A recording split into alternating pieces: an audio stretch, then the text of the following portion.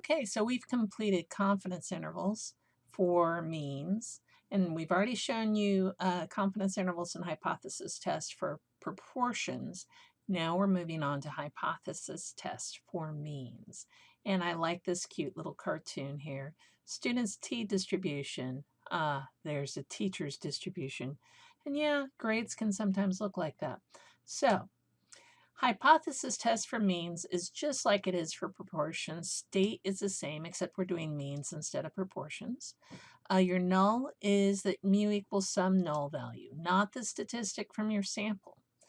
The alternate hypothesis is typically going to take one of three forms. It's either greater than your null value, which would be a right-sided test. It's less than, which is a left-sided test, or it's just not equal to, which is a two-sided test. Remember to identify what the parameter is in context. So when you're saying the mean is greater than this or less than that, tell me what the mean is, and I'll show you an example here. A coffee machine dispenses coffee into paper cups. You're supposed to get 10 ounces of coffee, but the amount varies slightly from cup to cup. Here are the amounts measured in a random sample of 20 cups. Is there evidence that the machine is shortchanging customers? So first of all, we have to state our hypotheses. We're worried about not shortchanging, right? So when we do our state, we're going to assume that the machine is behaving, that the mean is 10, but our alternate is that it's less than 10. So notice here, I say the mean is 10. The population mean is 10 ounces of coffee per cup. My alternate hypothesis is that it's less than 10 ounces of coffee per cup. So be very specific on that.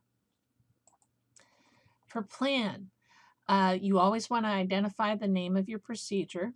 So it's a one sample t-test for the mean. And the conditions are pretty much the same that we did for confidence intervals. We still need a large or normal sample. So if we know n is greater than or equal to 30, we're golden. We can say it's approximately normal. If not, we can take a look at a histogram or a box plot. Histograms are better. And say, okay, it's probably going to be roughly symmetric. Now, the other condition is that it be random. The data must come from a well-designed random sample or randomized experiment. The main point is that this is representative. So if they tell you it's representative, then usually you're pretty good. Also, the 10% condition, you want to make sure you hit that so that your probability is not changing from trial to trial. Okay, we have that same coffee machine that is dispensing cups, so let's go ahead and check conditions for this one. First of all, we do want to name the procedure, which is a one sample t-test for the mean. The first condition we want to check is random. Well, they tell us it's a random sample. Then part of that is also double checking the 10% condition. And it is pretty darn reasonable to assume that there are more than 200 cups of coffee that are going to be dispensed. The large normal condition, well, our sample size is not large. It's less than 30. So what we can do is I actually entered this data in my calculator and created a quick histogram. And if you were doing the same thing, you would draw that. And we can see it's roughly symmetric. It's not strongly skewed. There are no outliers, so we can use our t-test. Okay, so the next step is calculation. Well, before, for proportions, we would use z, but now we're going to use t, so instead of z. Now you use, and our formula also changes because I have the sample standard deviation here instead of the population standard deviation that we had in proportions. So this again is very much like the confidence intervals we've been doing. You're going to use your alternate hypothesis to determine which part of the t-distribution you're interested in, and that will show the probability you want. So you've seen these graphs before with proportions. So we'll just kind of review. It's very similar, except now it's a t-distribution instead of a normal distribution. So we have our one-sided alternate, right? And we want to shade to the left. So that's when we're saying that our alternate, that our mu is actually less than, if I can say it that way. So we would shade there, and our left boundary would be negative infinity, and our right boundary would be whatever our t-score is. For two-sided, we're shading left and right of our test statistic. And we can take, let's say I take the right piece here. My left boundary will be, or let's take the left piece. My left boundary will be negative infinity, and my right boundary will be the t-score. And it'll be the negative t-score, because if I put the positive one, it's going to get all of this, and I don't want that. So once I do the TCDF for this piece, don't forget to double it because it's two-sided. Finally, we have the right-sided alternate hypothesis, and we're going to shade to the right. And we have that our critical value, what's the probability of getting a test statistic that's out here? Our left boundary will be our t-score, and our right boundary will be positive infinity. Now, it is possible, and I have seen problems where they give you the population standard deviation, which is sigma. If sigma is known, then you're going to calculate z, not t, all right? But honestly, 95, 98% of the time, and I'm making up that statistic, we use the sample standard deviation because we don't know sigma, all right? So again, it's very rare, but if we were to do that, please use sigma and use a z-score and instead of a t. All right, so how do we find p-values for one sample t-test on the TI-84? We're going to press second distribution, scroll to 6, which is TCDF, and then we put in our t-values that are left and right, and the extra thing we have like is degrees of freedom. So that's a new thing that you didn't see before. So the lower is still the lower boundary of the shaded area, the upper is still the upper, and this is the new piece, which we were using in confidence intervals, degrees of freedom, which is n-1. And again, this returns the probability of getting your statistic within the specified cutoffs and degrees of freedom. We'll go ahead and we'll once again go over conclusions for different p-values. This is exactly the same thing I've been saying all along. So if the probability is low, that's a surprise. So we say, our assumption can't be true. And we state that there is convincing or strong or sufficient evidence for our alternate hypothesis. And we'll say because our p-value is less than, and I have 0.05 there, but remember your alpha can change depending on your problem. We reject H0. Now it might be nicer to say the null hypothesis that there is convincing evidence that the true mean of is whatever your alternate hypothesis is. So it could be greater than, could be less than, could be not equal to. If the probability is high of seeing what you got, then you're not surprised. We're like, oh, we failed to change our mind. We're going to stick with the null hypothesis. We don't know if it's true, but you haven't convinced us that it's not. So we're going to say there's insufficient evidence for the alternate hypothesis. And again, your conclusion should look like this. So let's go ahead and do and conclude for our cups of coffee. I just went ahead and did one of our stats on this data. And there's my X-bar, my mean, my standard deviation for the sample. My sample size is 20 and my degrees of freedom is 19.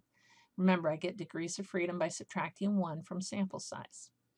So the standard deviation of the means, because I don't know the population sigma, I'm going to take that standard deviation from the sample and divide by the square root of the sample size. And I get 0.0444. Then I go ahead and calculate a test statistic, which in this case, 9.845 is low. So I'm going to get a negative, a below average test statistic. And what is the probability with 19 degrees of freedom of getting a test statistic of negative 3.49 or lower? It's actually pretty low. And because the p-value of 0.0012 is less than a reasonable alpha of 0.05 or 0.01, and you'll notice we didn't give an alpha here. So you can say, hey, the reasonable ones are 0.05, 0.01, and it's smaller than all of that. We reject the null, basically that the mean is 10 ounces per cup. There is strong evidence that the mean amount of coffee dispensed by this machine is less than, again, and why does that make sense? Because our mean was less than, and that's where our alternate hypothesis was. So strong evidence that it's less than the stated 10 ounces. Now, I did go ahead and calculate all these statistics, but there is a shortcut when you have a list of data on your calculator. So let's go ahead and look at that. We'll go through the steps first, and then I'll show you on the calculator. So you're going to enter your data in first by pressing Stat and Edit, just like we taught you in the fall. Put your data in list 1. That's usually safe. Press Stat and scroll to t-test, all right? And then select Data. We're going to press Enter for that. Then we put in the hypothesized mean. If you did list 1 here, and you don't have to, then use list 1 here. Make sure your frequency is 1, unless you have a second list of frequencies, which is highly unusual. And then select the form that matches your alternate hypothesis. So we'll show you what this looks like on the calculator. So Stat, Edit, put in your data. Whoops. Actually, I already put in my data. And we have our data's already in the list, and then I put my mean of 10. And in this case, I have my data in list 1, frequency of 1, and I am concerned that it's less than, so I'm going to change it there, and then hit Calculate, or Draw in this case. You can actually hit Draw, and it'll draw the t-distribution for you there, and it will have the 2 important things, which are your test statistic on the bottom left there, and your p-value. And you can see that matches what we got in our problem. Now, sometimes instead of a list of data, you will actually just get stats for the data. And that's actually pretty easy to run. So you press Stat and scroll to t-test. Scroll to Stats once you get this screen right here. And go ahead and press Enter. Enter the hypothesized mean, then the sample mean. So notice those are 2 different things. This is the hypothesis, this is the sample. Your standard deviation is also coming from your sample, since we don't know the population standard deviation. So if you have a sigma and you're getting prompted right here, do a double take. You're probably in the wrong test, okay? So that's how you can kind of tell. If you have a sigma, then you should be in z-test, and it'll show you a sigma to enter. Then we put in the sample size right here, and then you determine which one of these alternate hypotheses match your which one of these forms match your alternate hypothesis. And if you are using a calculator to do a t-test, that's fine. What you need to do is make sure to provide and label the test statistic t. So you pull, once you get the output, make sure you write down t equals. Write down the degrees of freedom. So that would be n-1, and the p-value that it will spit out for you. Now, also make sure that you name your test method or procedure. In this case, it's a t-test for a mean. So let's look at another example. We have a company that has set a goal of developing a battery that lasts over 5 hours, and that's in continuous use. Now, they did a sample it right. I have it covered with the calculator, but it's in your notes. Is there evidence they met their goal? Now, we're going to assume right now that conditions are met, and we're just going to use the calculator to perform a hypothesis test. But before I do that, I do need to know what my hypotheses are. So one is that, the batteries are the same, and they have 500 minutes of battery life. The alternate is that they're actually greater than 500 minutes of battery life. They've actually managed to raise them. So our procedure is a t-test for a mean, all right?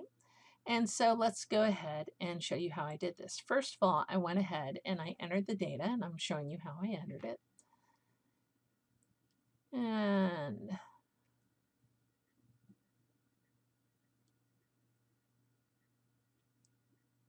always make extra sure that you put the data in right. I had a typo. I said, uh-oh, fix.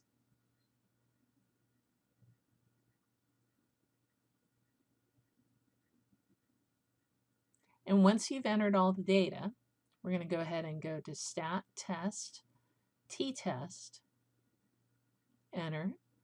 Make sure we go to Stats. Oh, I'm sorry, I have data, and I'm checking against 300.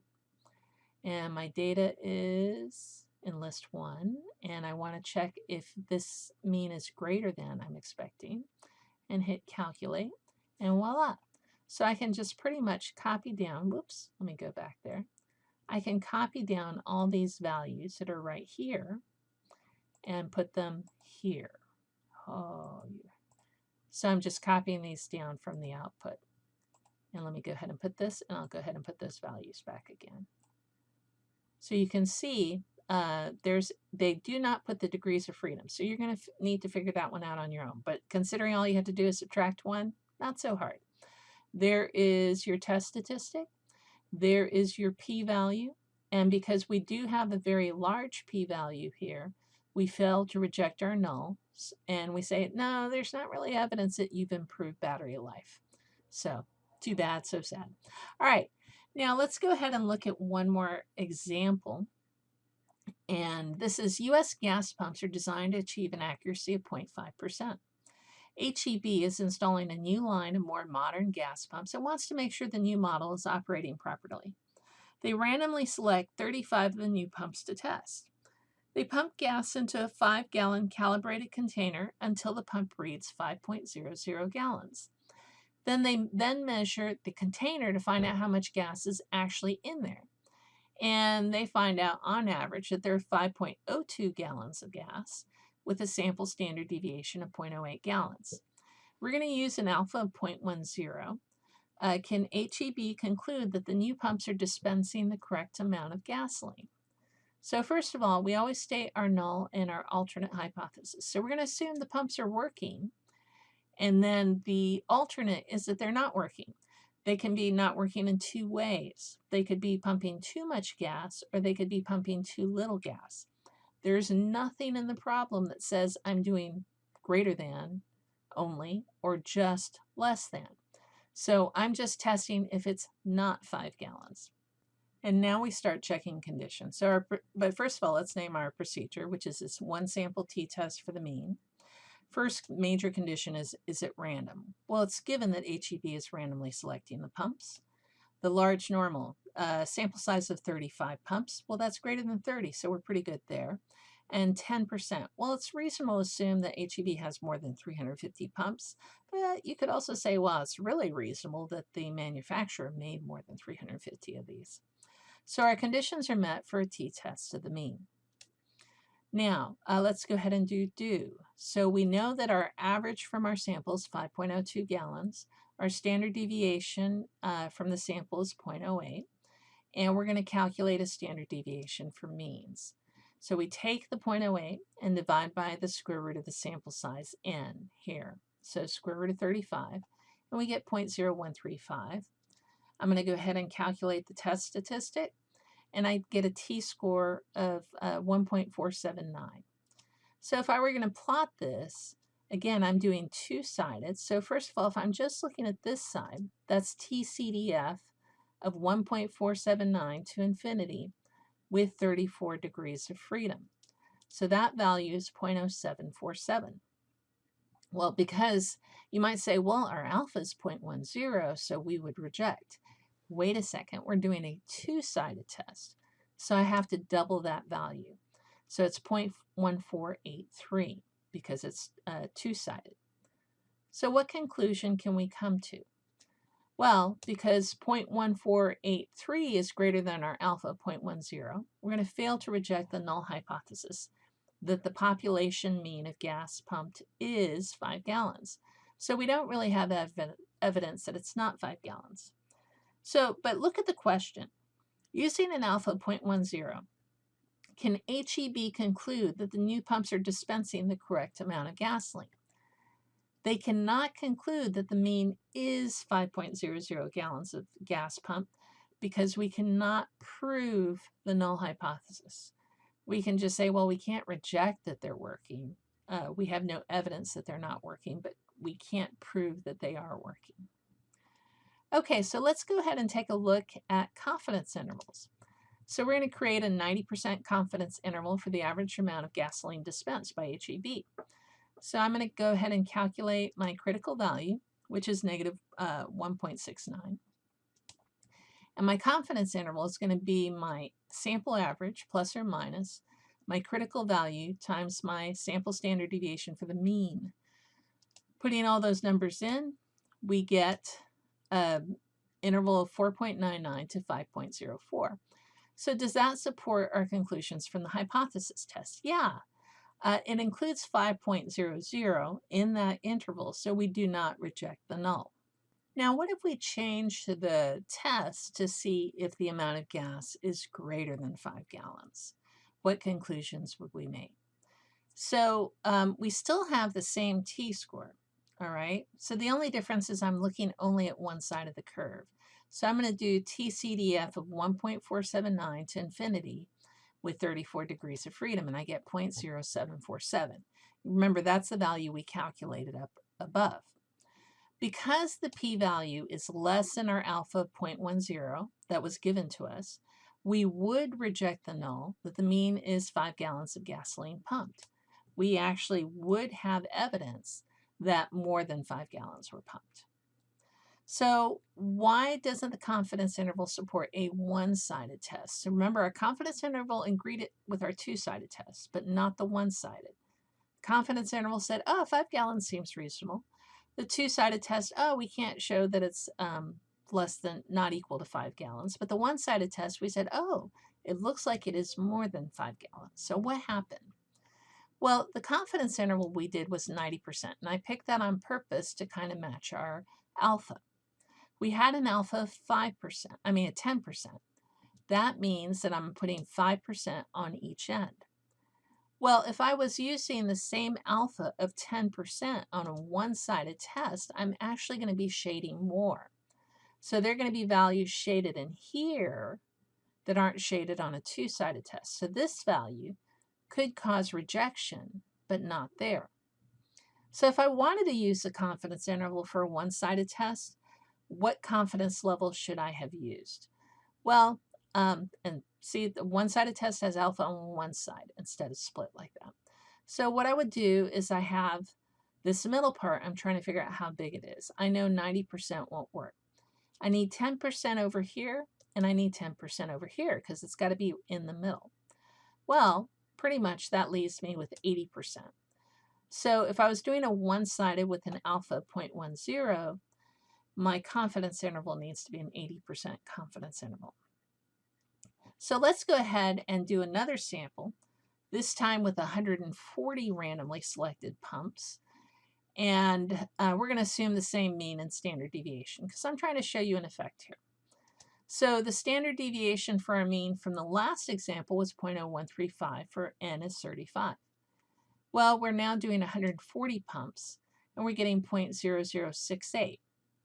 Well, we quadrupled our sample size, which means a square root of 4 is 2. I halved my standard deviation for the mean. Now, did I have to know that? Did I have to go here and divide by 2? No, I could have just gone and calculated it with a new sample size. But it is handy to do this because they're not always going to give you the sample size. They might say, oh, I'm going to double the sample size. What happens? So let's use this new sample and test the original hypothesis that basically that the mean is either 5 gallons per container or it's just not 5 gallons per container. So there's my new standard deviation, and I have a new test statistic. It's actually going to be twice as big because my standard deviation is half as big because this difference is the same because we had the same mean for both samples. Let's go ahead and see what this looks like on a quasi-normal distribution here. Because this is so large, we're now at the ends of it. And to find this value right here, we're going to do TCDF of 2.941 to infinity with 139 as degrees of freedom. So that's going to give us 0.0019. Now remember, I'm doing a two-sided test. My alternate is that it's not equal to 5 gallons. So I'm going to double that value right there to get my actual p-value of 0.0038. Well, that's very low, and it's definitely lower than our alpha, so we're going to reject the null. And we can say that we found convincing evidence that the average amount of gas pumped is not 5 gallons. So what happened? Well, we need to look at the impact of sample size on statistical significance. Statistical significance only means that your p-value is less than your alpha. All right, so if I adjust my alpha, I can make something significant or not significant. If I adjust my sample size, that will actually change the standard deviation, and it could make my test statistic bigger or smaller. So it doesn't mean practical importance, and it does not tell you the expected value.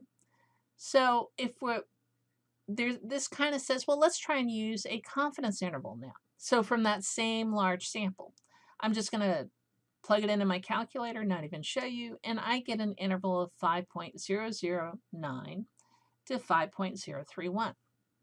So you can see that 5 gallons does not fall in the interval.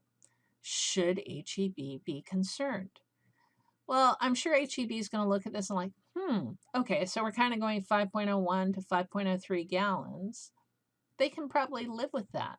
So they probably would not be concerned because if anything, they don't want to short because then you get in trouble. And they're not giving away that much extra, so they're fine. So those are very close to 5 gallons. So even though we would have rejected that the pumps were working with the sample size of 140, with the confidence interval, we're going, well, even if though it's not exactly 5, it's close enough. So with the large n, it is possible for very small differences that may actually not be that important to trigger statistical significance. So a lot of times you actually are better off looking at confidence intervals. Now, by the way, it usually seems like a good idea to do repeat studies. So let's say HEB does 40 different studies, and this time they're just doing the 35 pumps. Well, and they find that just one of them has statistically significant results. What might you conclude? Well, if you're using an alpha of 10%, we would expect 90% of confidence intervals or hypothesis tests. 90% of confidence intervals would have the parameter, but we would also expect 10% of them not to. So for 40 studies, 4 of them could reject the null even if it's true. And that kind of applies to hypothesis tests as well. So don't look so much at, just p-values. Now, right now, you're in the beginning of stats, you're going to look at p-values a lot. But in real life, p-values aren't the whole picture, all right? So the big conclusion is confidence intervals are actually a better method frequently than hypothesis tests. If the possible difference from the hypothesis value is practically important, don't just look at p-values. Always pay attention to the data.